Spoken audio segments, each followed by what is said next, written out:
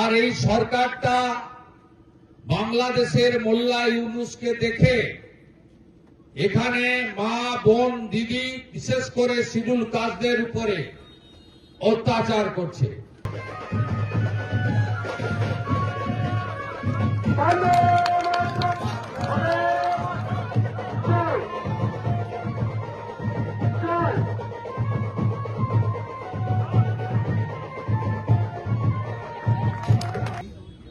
কিছু জিহাদি জঙ্গি মৌলবাদী রাত্রি 12:30টার সময় ঢুকে হিন্দু মা বোন দিদিদের উপরে অত্যাচার করেছে।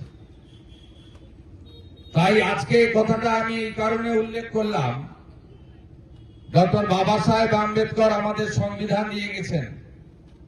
সেই সংবিধানে যে আমরা ভোটাধিকার পেয়েছি, বাক স্বাধীনতা, রাজনৈতিক স্বাধীনতা, ধর্মীয় স্বাধীনতা পেয়েছি, সেখানে বিশেষভাবে তফসিলি জাতি অর্থাৎ শিডিউল কাস্ট, তফসিলি উপজাতি অর্থাৎ শিডিউল ট্রাইব এবং বিশেষ করে নারী এবং শিশুদের জন্য সেখানে আলাদা করে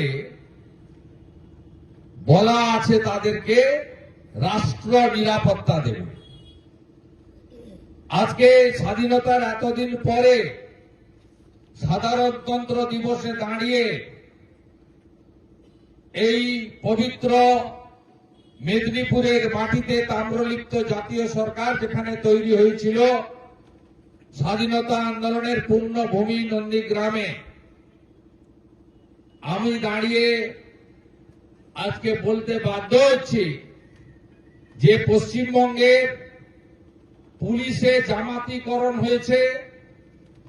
আর এই সরকারটা বাংলাদেশের মোল্লা ইউনুসকে দেখে এখানে মা বোন দিদি বিশেষ করে শিডিউল কাস্টদের উপরে অত্যাচার করছে।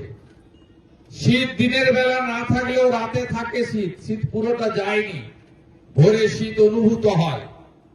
রাত্রি 12:30টার সময় এই এখানে 9টা খুনের মামলার আসামি কাজাহার, তার নেতৃত্বে 12টা বাইক ঢুকে এই মহিলাদের উপরে অত্যাচার করেছে।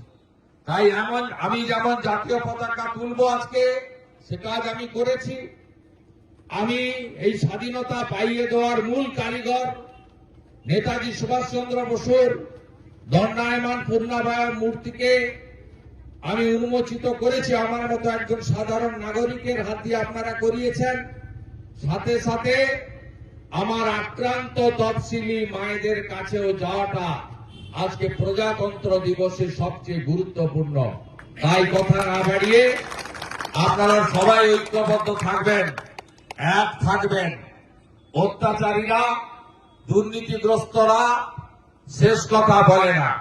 এই ভারতের নাম শুধু ইন্ডিয়া নয়, তাই এই হিন্দুস্তানে হিন্দুদেরকে সুরক্ষিত রাখার কাজ, মা বোন দিদি শিশুদের সুরক্ষিত রাখার কাজ আমরাই করব। সবাই ভালো থাকবেন। ভারত মাতা কি, ভারত মাতা কি, বন্দে বন্দে, জয় হিন্দ, জয় হিন্দ, স্বাধীন ভারত কি, স্বাধীন ভারত কি, প্রজাতন্ত্র দিবস কি, নেতাজি সুভাষ চন্দ্র বসু লহ প্রণাম, নেতাজি সুভাষ চন্দ্র বসু লহ প্রণাম, বীর নেতাজি লহ প্রণাম।